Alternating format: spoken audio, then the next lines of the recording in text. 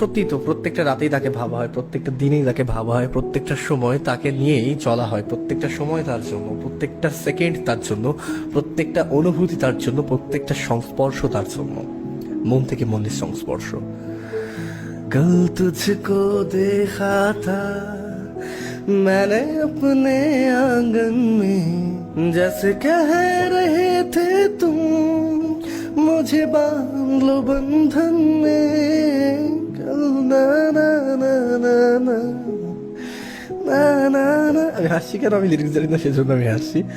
যাই হোক যাই হোক, ব্যাপারটা এটা নয়, ব্যাপারটা হচ্ছে ফিলিংস বোঝো, লিরিক্স বুঝতে হবে না, ফিলিংস বোঝো, ফিলিংস বুঝলেই হবে, লিরিক্স বুঝতে হবে না, গান বুঝতে হবে না, ফিলিংস বুঝলেই হবে।